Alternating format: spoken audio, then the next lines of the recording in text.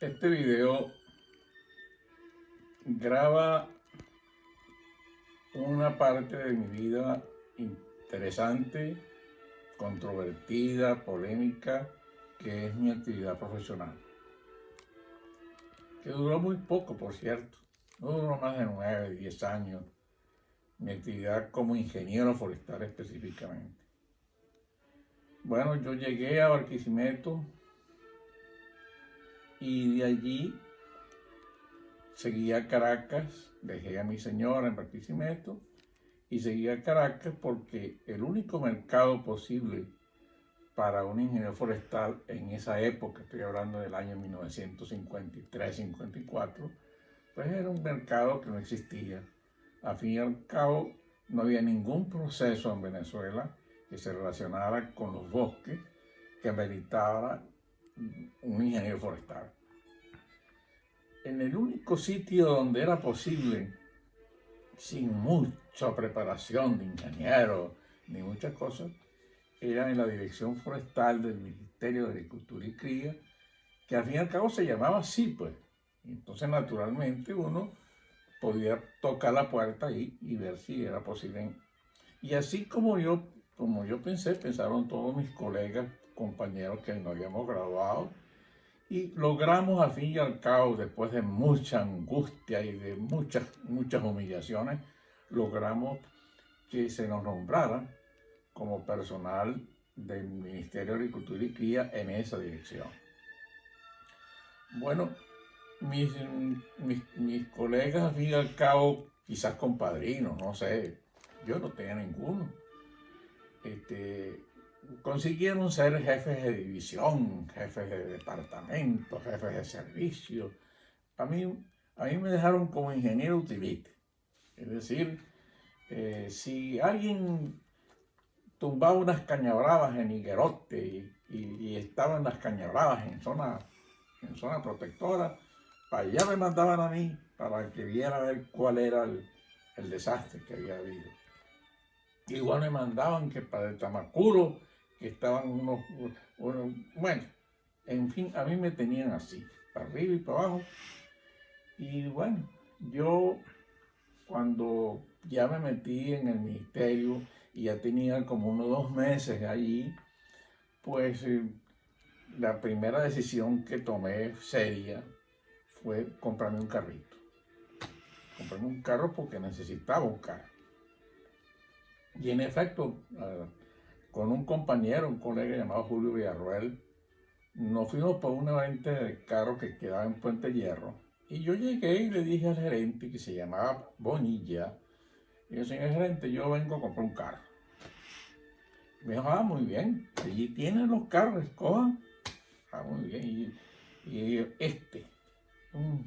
en esa oportunidad lo llamábamos Primo. Bueno, entonces le dije, bueno, ese vale tanto y tal. Y dije, bueno, pues ese es el carro que yo necesito. Bueno, mire, su costo inicial es tanto, yo la tenía, que ya tenía como 2 meses de sueldo ahí. Y me dijo, y entonces, y además de eso, unos giros. Yo, no, vamos a proceder. Entonces llenó la ficha, una ficha y tal, y me preparó unos giros. Y entonces me dijo, bueno, el carro está listo para mañana porque hay que hacerle la placa y no sé. Me dijo, bueno, no importa. Me dijo, además de eso, necesitamos un fiador para estos giros. Yo, no se preocupe, yo tengo mi fiador. ¿Ustedes recuerdan el dueño del estacionamiento en Mendoza que yo me empleé por primera vez, llamado Juan Santini? Ese era mi padrino. Pero esos tenían unos arrancames de tipo nacional con unos buenos negocios y un gran negocio lo tenían justamente cerca de Puente Hierro. Yo le dije hasta el señor Bonilla, no hay problema, yo tengo un padrino aquí cerca llamado Juan Santini. Juan Santini, no hay problema, mire, llévele el giro para que le firme y se lleva el carro de una vez si usted quiere. Bueno, yo me fui donde mi padrino. Ay, ¿cómo está usted? Se me volvió un hombre, caramba. Y entonces dije, no, padrino, además de eso, soy un ingeniero, está trabajando así. ¿Y cómo están mis compadres? Bueno, fue una charla muy amena, Hasta el momento que le dije, bueno, padrino, yo he venido aquí porque necesito que usted me sirva de fiador para estos giros. Hasta ahí llegó todo esa pelota. El padrino me dijo de frente, mire, yo lo siento mucho, hijo, pero yo no puedo servir de usted de fiador.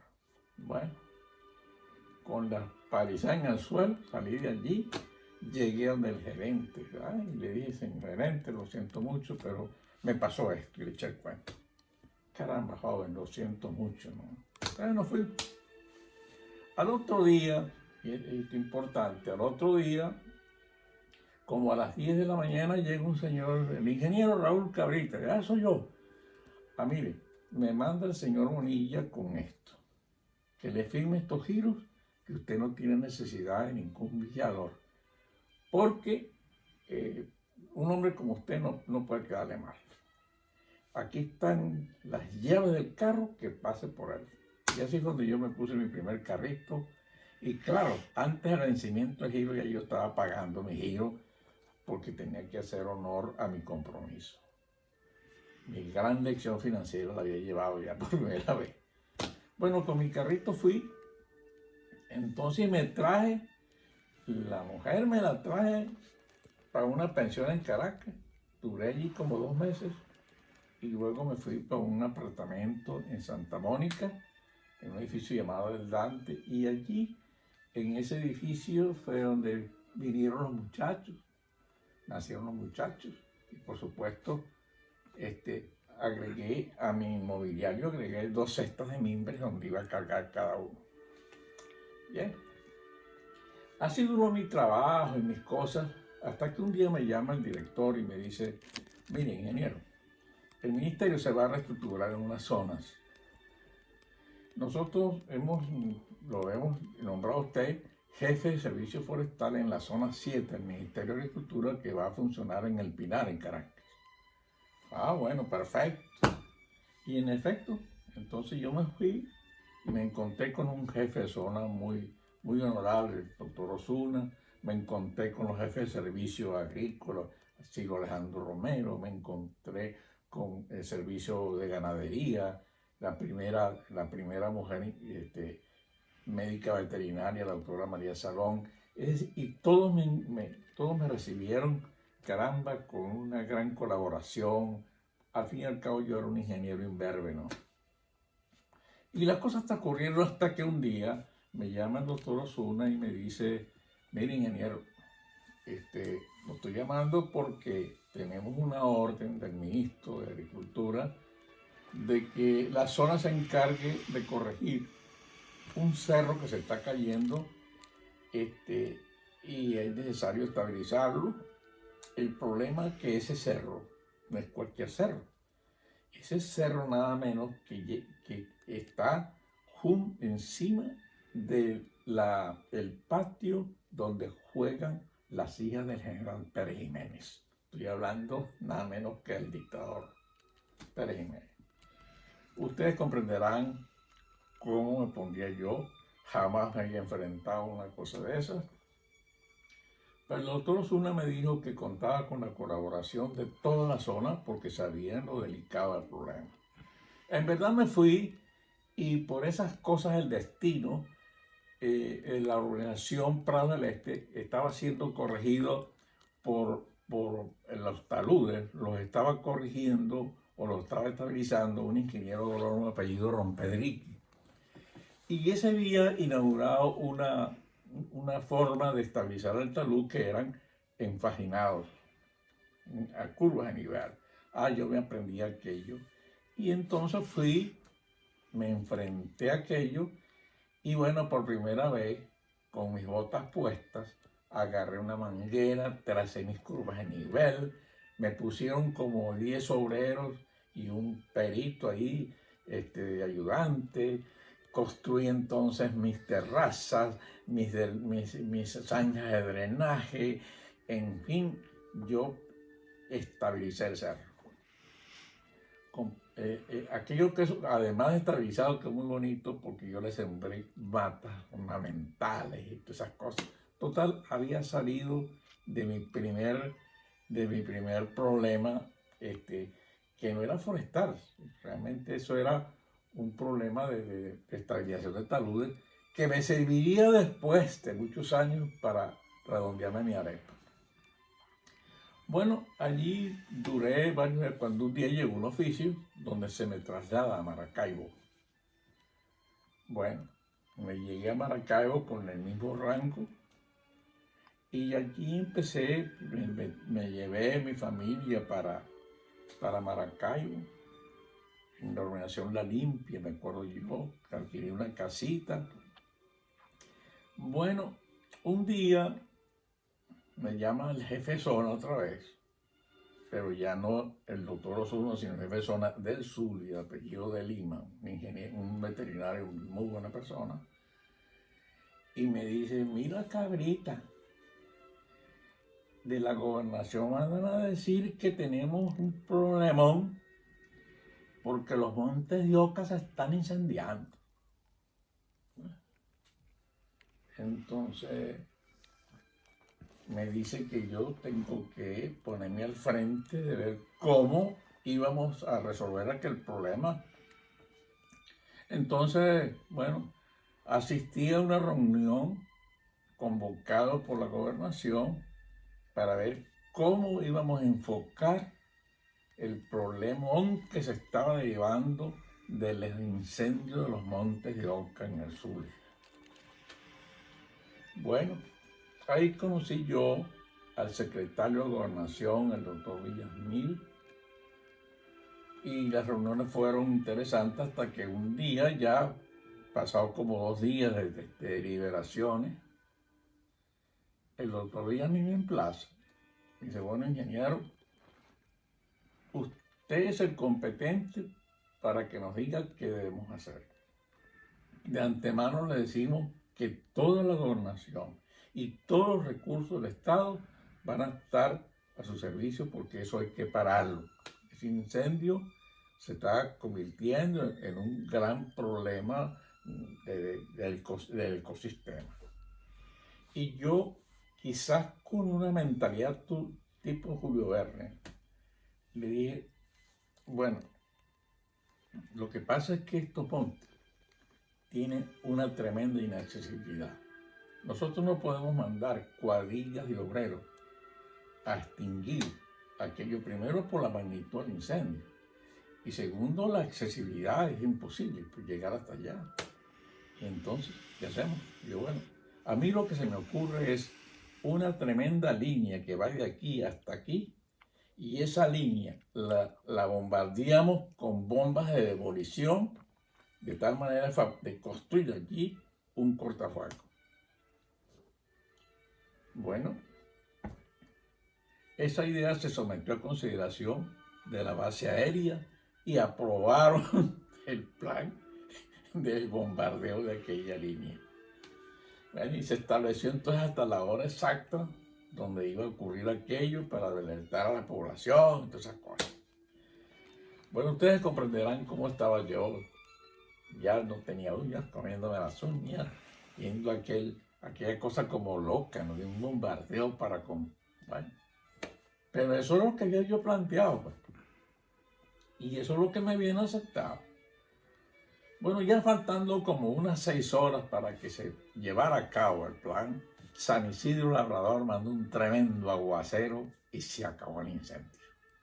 Salí muy bien parado de eso, pero sobre todo me quedó la incógnita si eso se hubiera hecho. Interesante experiencia profesional si hubiera tenido ese asunto. Bueno, seguí trabajando aquí hasta que un día me volví a topar con el dictador, puesto que en Maracaibo se iba a inaugurar la Avenida del Milagro. Yo no sabía y conocía poco las vías de Maracaibo, y entonces, bueno, la asistencia iba a ser obligatoria porque resulta que la inauguración iba a estar a cargo del ministro de Relaciones Interiores, Mayenilla Lanza. Bueno, yo me fui a ir para mi casa como a las 10, 11, ese sábado, me acuerdo yo, porque se trabajaba los sábados. Y buscando por dónde llegar a mi casa porque aquello estaba complicado. Al fin veo una avenida, caramba, despejada. Yo sí veía una caravana, carros, pero toda la vida despejada. Y yo me lancé por ahí. Bueno, a mitad del recorrido vi que un jeep se salió con una ametralladora en mano y me detuvieron. Me mandaron para la cárcel de Maracay. Mi carro lo pusieron a un lado y allí me encerraron con una acusación muy grave, que yo estaba atentando contra la vida del ministro de Relaciones Interiores. Imagínense ustedes eso. Pasé la noche allí, pero al otro día llegó una contraorden.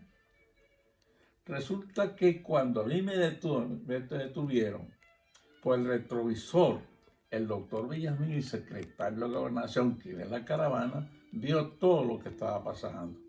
Y salió como mi abogado defensor. Dijo que ese muchacho no, seguramente. Y resulta que, bueno, cuando yo eché el cuento, con la bondad del doctor Villamil, su intervención, me dijeron, bueno, vamos a hacer una cosa. Lo vamos a poner en libertad, pero usted se va de aquí.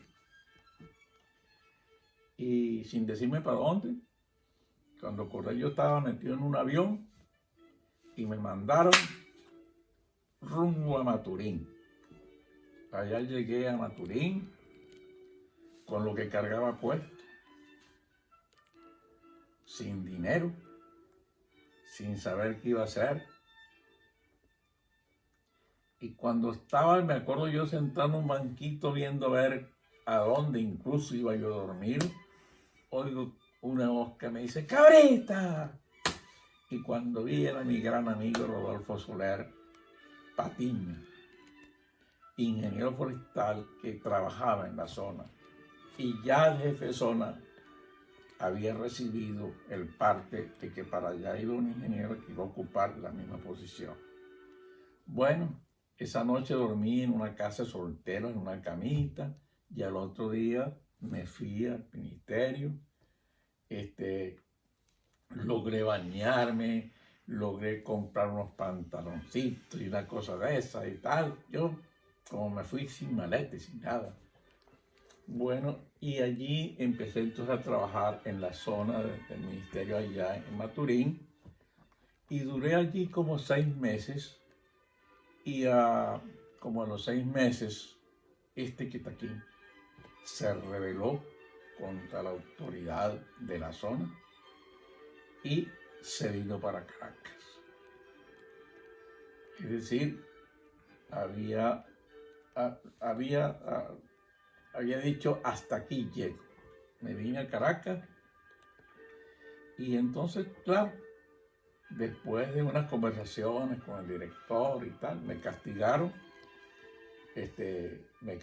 me quitaron pues toda mi jerarquía y me mandaron como ingeniero forestal a una oficina llamada oficina técnica, bajo la dirección de un ingeniero muy viejito llamado H.M. Curran, que era un ingeniero forestal, gran amigo de Henry Pittier.